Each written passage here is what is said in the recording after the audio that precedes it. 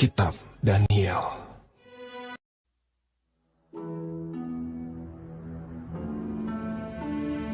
Dari Raja Nebukadnezar kepada orang-orang dari segala bangsa, suku bangsa dan bahasa yang diam di seluruh bumi. Bertambah-tambahlah kiranya kesejahteraanmu. Aku berkenan memaklumkan tanda-tanda dan mujizat-mujizat yang telah dilakukan Allah yang Maha Tinggi kepadaku.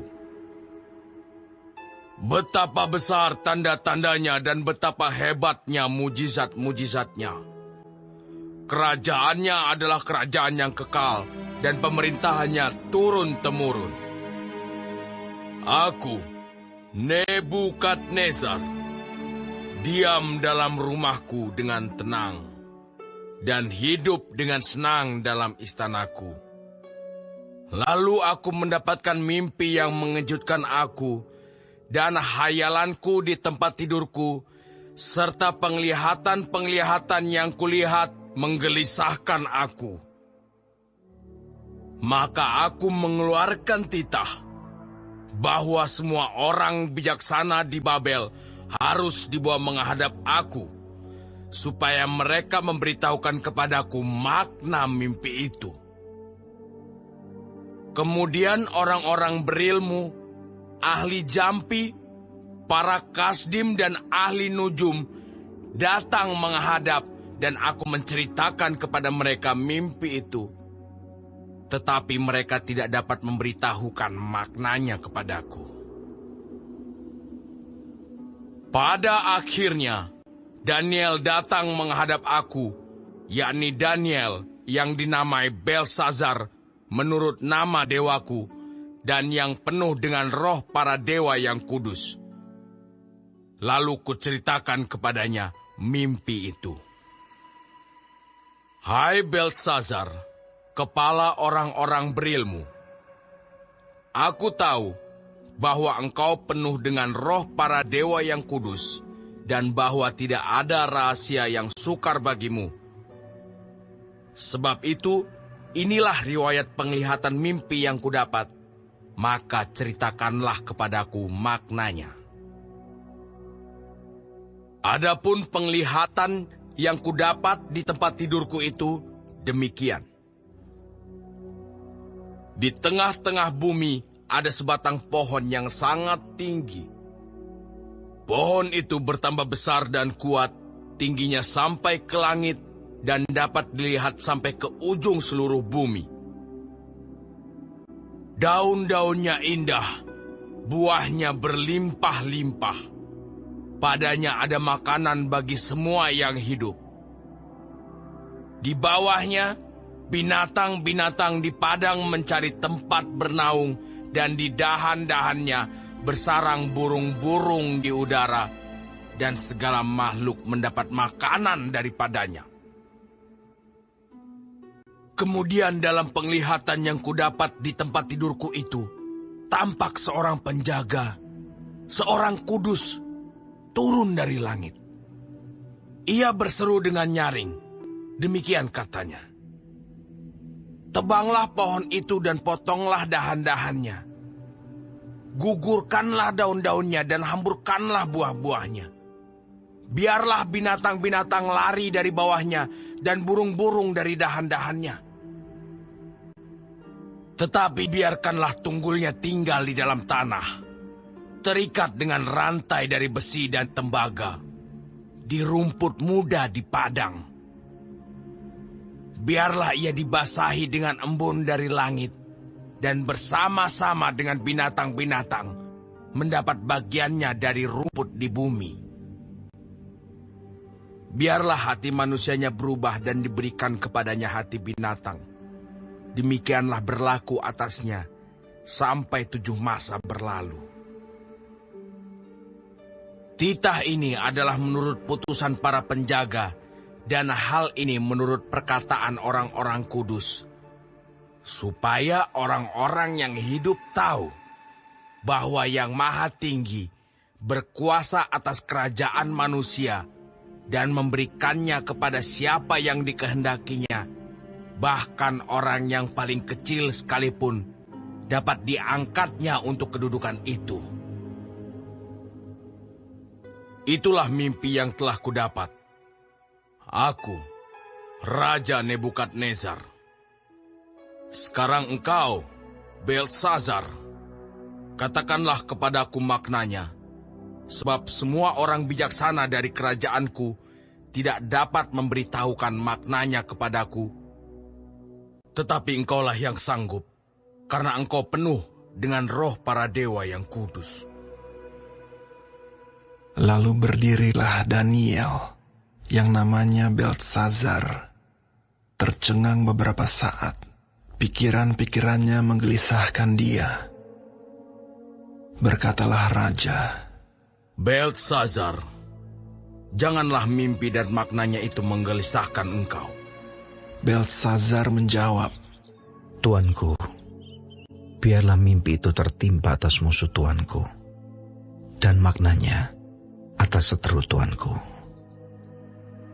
Pohon yang tuanku lihat itu, yang bertambah besar dan kuat, yang tingginya sampai ke langit, dan yang terlihat sampai ke seluruh bumi, yang daun-daunnya indah, dan buahnya berlimpah-limpah, dan padanya ada makanan bagi semua yang hidup, yang di bawahnya ada binatang-binatang di padang, dan di dahan-dahannya bersarang burung-burung di udara. Tuankulah itu, ya Raja. Tuanku yang telah bertambah besar dan kuat, yang kebesarannya bertambah sampai ke langit, dan yang kekuasaannya sampai ke ujung bumi. Tentang yang tuanku Raja lihat, yakni seorang penjaga, seorang kudus yang turun dari langit, sambil berkata, tebanglah pohon ini, dan binasakanlah dia. Tetapi biarkanlah tunggulnya ada di dalam tanah, terikat dengan rantai dari besi dan tembaga, di rumputmu dari padang, dan biarlah ia dibasahi dengan embun dari langit, dan mendapat bagiannya bersama-sama dengan binatang-binatang di padang, hingga sudah berlaku yang demikian atasnya, sampai 7 masa berlalu. Inilah maknanya, ya Raja. Dan inilah putusan yang maha tinggi mengenai Tuanku Raja. Tuanku akan dihalau dari antara manusia, dan tempat tinggal Tuanku akan ada di antara binatang-binatang di padang. Kepada Tuanku akan diberikan makanan rumput, seperti kepada lembu. Dan Tuanku akan dibasahi dengan embun dari langit.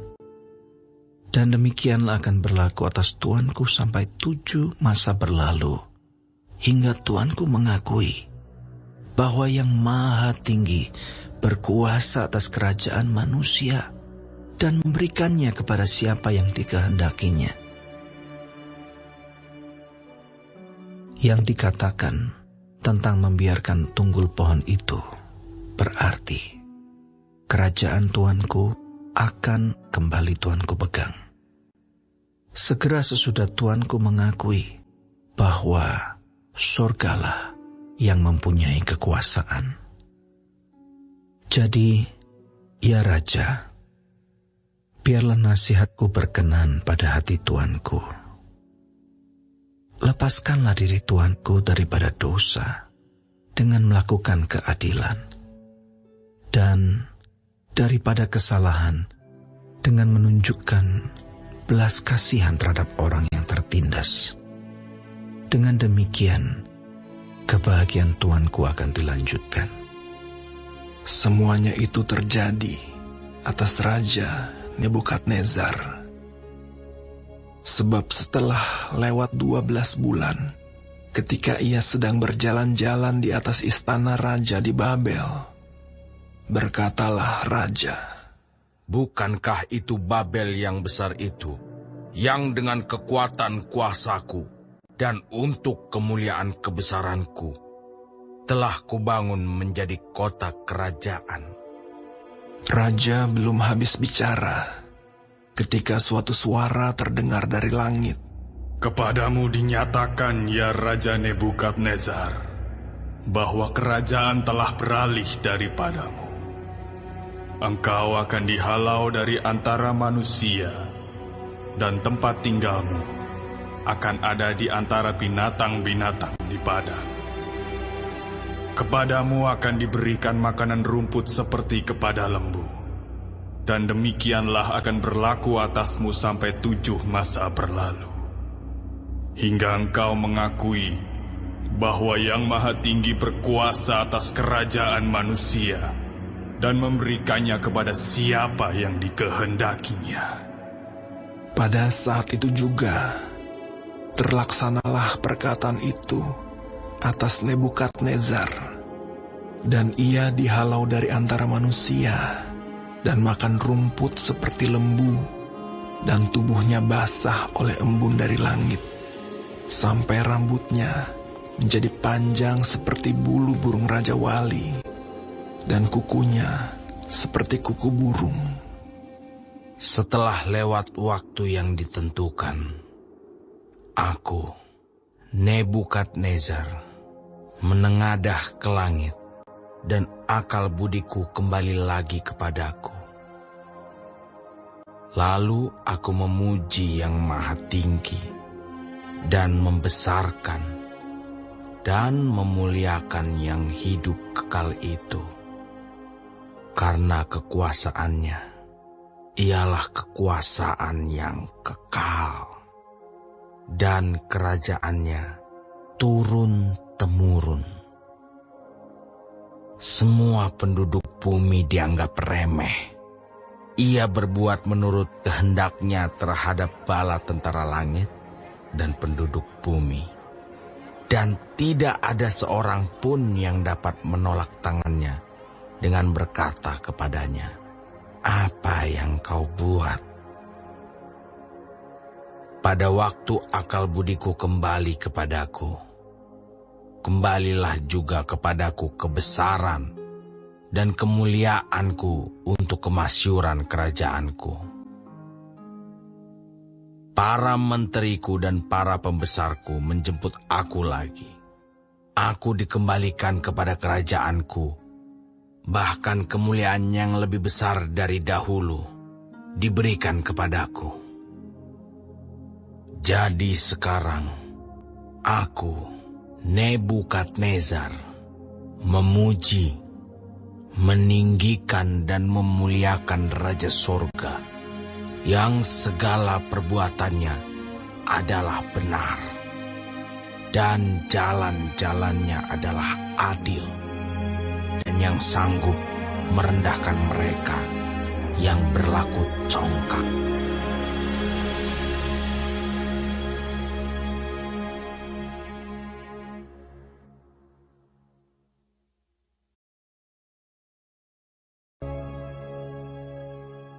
Kitab Daniel. Raja Belshazzar mengadakan perjamuan yang besar untuk para pembesarnya, 1.000 orang jumlahnya, dan di hadapan 1.000 orang itu, ia minum anggur.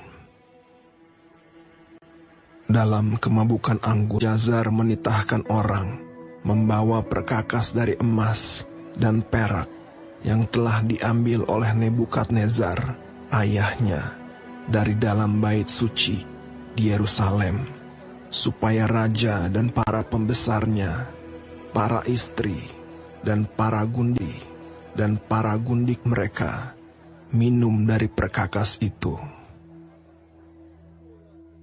Kemudian dibawalah perkakas dari emas dan perak itu, yang diambil dari dalam bait suci, rumah Allah di Yerusalem. Lalu raja dan para pembesar, para istri, dan para gundik mereka minum dari perkakas itu. Mereka minum anggur dan memuji-muji dewa-dewa dari emas dan perak, tembaga, besi, kayu, dan batu.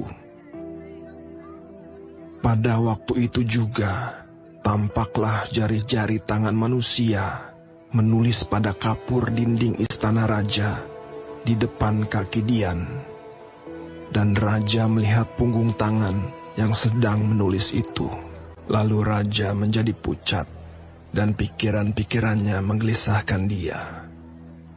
Sendi-sendi pangkal pahanya menjadi lemas, dan lututnya berantukan. Kemudian berserulah raja dengan keras, supaya para ahli jampi, para kasdim, dan para ahli nujum dibawa menghadap. Berkatalah raja kepada orang bijaksana di Babel itu, "Setiap orang yang dapat membaca tulisan ini dan dapat memberitahukan maknanya kepadaku, kepadanya akan dikenakan pakaian dari kain ungu, dan lehernya akan dikalungkan rantai emas, dan di dalam kerajaanku ia akan mempunyai kekuasaan sebagai orang ketiga." Tetapi semua orang bijaksana dari raja telah datang menghadap, tidak sanggup membaca tulisan itu, dan tidak sanggup memberitahukan maknanya kepada raja. Sesudah itu, sangatlah cemas hati Raja Belsyazar, dan ia menjadi pucat, juga para pembesarnya terperanjat. Karena perkataan raja dan para pembesarnya itu, masuklah permaisuri ke dalam ruang perjamuan. Berkatalah ia, "Ya Raja, kekalah hidup Tuanku. Janganlah pikiran-pikiran Tuanku menggelisahkan Tuanku, dan janganlah menjadi pucat. Sebab dalam kerajaan Tuanku ada seorang yang penuh dengan roh para dewa yang kudus. Dalam zaman ayah Tuanku, terdapat pada orang itu kecerahan, akal budi dan hikmat, yang seperti hikmat para dewa. Ia telah diangkat oleh Raja Nebukadnezar, ayah Tuanku, menjadi kepala orang-orang berilmu, para ahli jampi, para kasdim, dan para ahli nujum. Karena pada orang itu terdapat roh yang luar biasa, dan pengetahuan dan akal budi, sehingga dapat menerangkan mimpi, menyingkapkan hal-hal yang tersembunyi, dan menguraikan kekusutan, yakni pada Daniel, Mai Beltsazar oleh raja. Baiklah sekarang Daniel dipanggil, dan ia akan memberitahukan maknanya." Lalu dibawalah Daniel menghadap raja. Bertanyalah raja kepada Daniel, "Engkaukah Daniel itu salah seorang yang telah diangkut oleh raja, ayahku, dari tanah Yehuda? Telah kudengar tentang engkau, bahwa engkau penuh dengan roh para dewa, dan bahwa padamu terdapat kecerahan, akal budi, dan hikmat yang luar biasa. Kepadaku telah dibawa orang-orang bijaksana, para ahli jampi, supaya mereka membaca tulisan ini dan memberitahukan maknanya kepadaku. Tetapi mereka tidak sanggup mengatakan makna perkataan itu. Tetapi telah kudengar tentang engkau, bahwa engkau dapat memberikan makna dan dapat menguraikan kekusutan. Oleh sebab itu, jika engkau dapat membaca tulisan itu dan maka kepadamu akan dikenakan pakaian dari kain ungu, dan pada lehermu akan dikalungkan rantai emas, dan dalam kerajaan ini engkau akan mempunyai kekuasaan sebagai orang ketiga. Kemudian Daniel menjawab raja, Tahanlah hadiah tuanku. Berikanlah pemberian tuanku kepada orang lain. Namun demikian, aku akan membaca tulisan itu bagi raja dan memberitahukan maknanya kepada tuanku. Ya tuanku raja, Allah yang maha tinggi telah memberikan kekuasaan sebagai raja, kebesaran, kemuliaan, dan keluhuran kepada Nebukadnezar, ayah tuanku. Dan oleh karena kebesaran yang telah diberikannya kepadanya itu, maka takut dan gentarlah terhadap dia orang-orang dari segala bangsa, suku bangsa. Dibunuhnya siapa yang dikehendakinya, dan dibiarkan hidup siapa yang dikehendakinya. Ditinggikannya siapa yang dikehendakinya, dan direndahkannya siapa yang dikehendakinya. Tetapi ketika ia menjadi tinggi hati dan keras kepala, sehingga berlaku terlalu angkuh, maka ia dijatuhkan dari tahta kerajaannya, dan kemuliaannya ambil daripadanya. Ia dihalau dari antara manusia, dan hatinya menjadi sama seperti hati binatang, dan tempat tinggalnya ada di antara keledai hutan. Kepadanya diberikan makanan rumput seperti kepada lembu, dan tubuhnya basah oleh embun dari langit, sampai ia mengakui bahwa Allah yang maha tinggi berkuasa dan mengangkat siapa yang dikehendakinya untuk kedudukan itu. Tetapi tuanku Belshazzar, anaknya, tidak merendahkan diri, walaupun tuanku mengetahui semuanya ini. Tuanku meninggikan diri terhadap yang berkuasa di sorga. Perkakas dari baitnya dibawa orang kepada tuanku. Lalu tuanku serta para pembesar tuanku, para istri dan para gundik tuanku telah minum anggur dari perkakas itu. Tuanku telah memuji-muji dewa-dewa dari perak dan emas, dari tembaga, besi, kayu, dan batu yang tidak dapat melihat atau mendengar atau mengetahui, dan tidak tuanku muliakan Allah yang menggenggam nafas tuanku dan menentukan segala jalan tuanku. Sebab itu, ia menyuruh punggung tangan itu, dan dituliskanlah tulisan ini. Maka inilah tulisan yang tertulis itu. Mene, Tekel, Ufarsin. Dan inilah makna perkataan itu. Mene, masa pemerintahan tuanku dihitung oleh Allah dan telah diakhiri. Tekel, tuanku ditimbang dengan neraca, didapati terlalu ringan. Peres, kerajaan tuanku dipecah dan diberikan kepada orang Media dan Persia.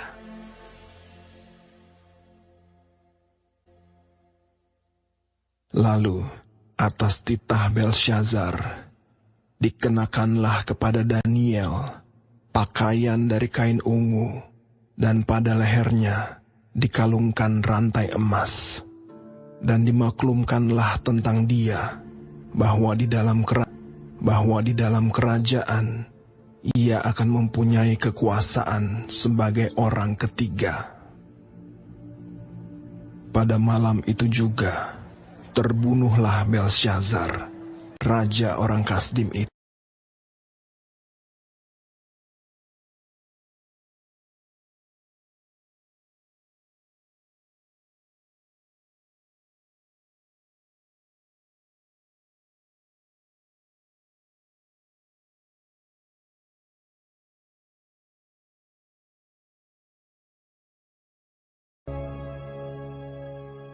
Kitab Daniel.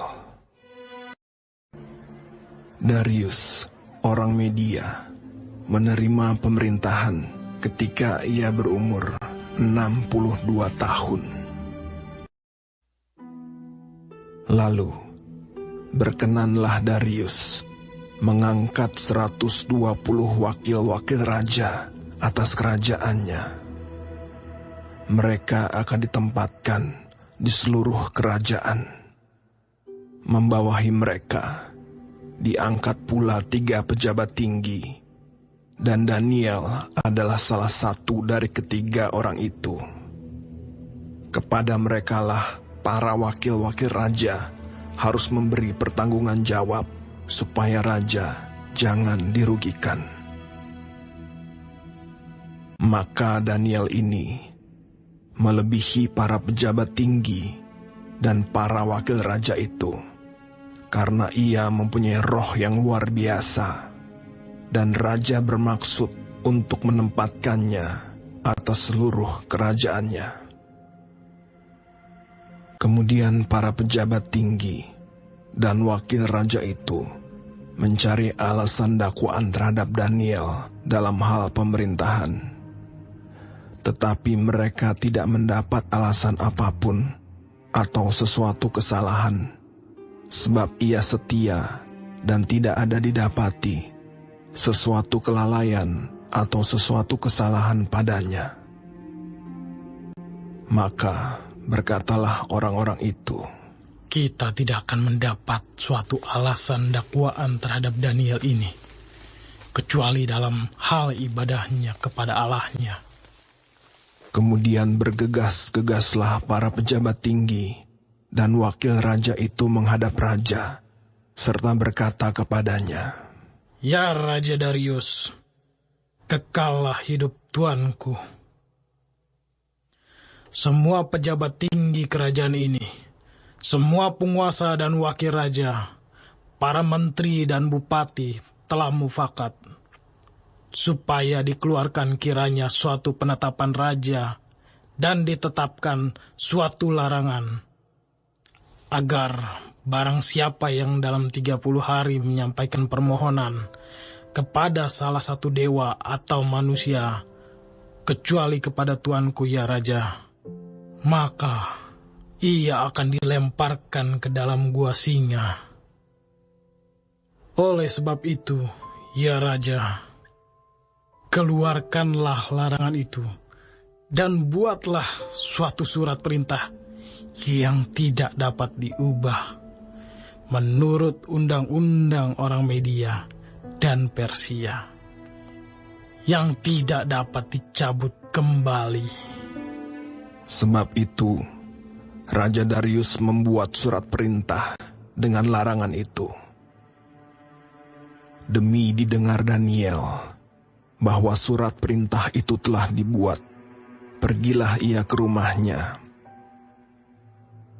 Dalam kamar atasnya ada tingkap-tingkap yang terbuka ke arah Yerusalem.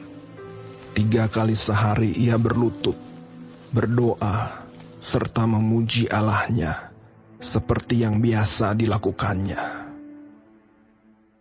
Lalu orang-orang itu bergegas-gegas masuk dan mendapati Daniel sedang berdoa dan bermohon kepada Allahnya. Kemudian mereka menghadap raja dan menanyakan kepadanya tentang larangan raja.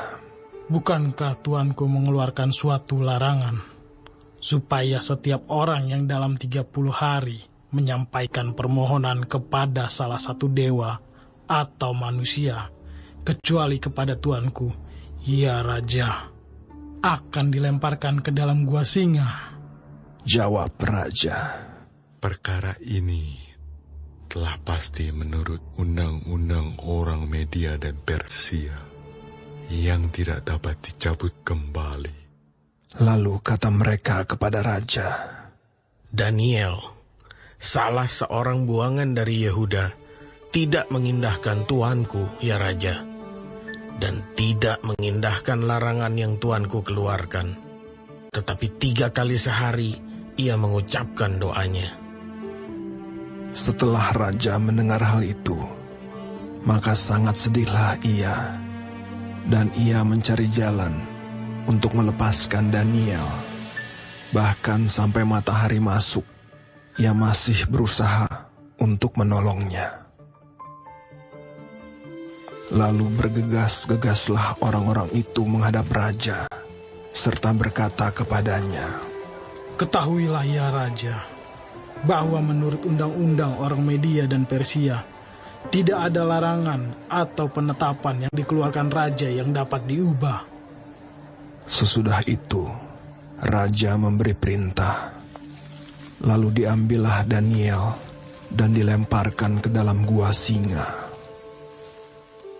Berbicaralah raja kepada Daniel, Allahmu yang kau sembah dengan tekun, dialah kiranya yang melepaskan engkau. Maka dibawalah sebuah batu dan diletakkan pada mulut gua itu. Lalu raja mencap itu dengan cincin meterainya dan dengan cincin meterai para pembesarnya, supaya dalam hal Daniel tidak dibuat perubahan apa-apa. Lalu pergilah raja ke istananya, dan berpuasalah ia semalam-malaman itu. Ia tidak menyuruh datang penghibur-penghibur, dan ia tidak dapat tidur. Pagi-pagi sekali, ketika fajar menyingsing, bangunlah raja dan pergi dengan buru-buru ke gua singa. Dan ketika ia sampai dekat gua itu, berserulah ia kepada Daniel dengan suara yang sayu. Berkatalah ia kepada Daniel, Daniel, hamba Allah yang hidup, Allahmu yang kau sembah dengan tekun, telah sanggupkah ia melepaskan engkau dari singa-singa itu? Lalu kata Daniel kepada raja, Ya raja, kekallah hidupmu. Allahku telah mengutus malaikatnya untuk mengatupkan mulut singa-singa itu, sehingga mereka tidak mengapa-apakan aku. Karena ternyata aku tak bersalah di hadapannya, tetapi juga terhadap tuanku ya raja, aku tidak melakukan kejahatan. Lalu sangat sukacitalah raja, dan ia memberi perintah supaya Daniel ditarik dari dalam gua itu. Maka ditariklah Daniel dari dalam gua itu, dan tidak terdapat luka apa-apa padanya, karena ia percaya kepada Allahnya. Raja memberi perintah, lalu diambillah orang-orang yang telah menuduh Daniel, dan mereka dilemparkan ke dalam gua singa, baik mereka maupun anak-anak dan istri-istri mereka. Belum lagi mereka sampai ke dasar gua itu, singa-singa itu telah menerkam mereka, bahkan meremukkan tulang-tulang mereka. Kemudian Raja Darius mengirim surat kepada orang-orang dari segala bangsa, suku bangsa, dan bahasa yang mendiami seluruh bumi. Bunyinya, Bertambah-tambahlah kiranya kesejahteraanmu. Bersama ini ku berikan perintah bahwa Di seluruh kerajaan yang kukuasai, orang harus takut dan gentar kepada Allahnya Daniel. Sebab dialah Allah yang hidup, yang kekal untuk selama-lamanya. Pemerintahannya tidak akan binasa, dan kekuasaannya tidak akan berakhir. Dia melepaskan dan menolong, dan mengadakan tanda dan mukjizat di langit dan di bumi. Dia yang telah melepaskan Daniel dari cengkeraman singa-singa. Dan Daniel ini mempunyai kedudukan tinggi pada zaman pemerintahan Darius dan pada zaman pemerintahan Koresh, orang Persia itu.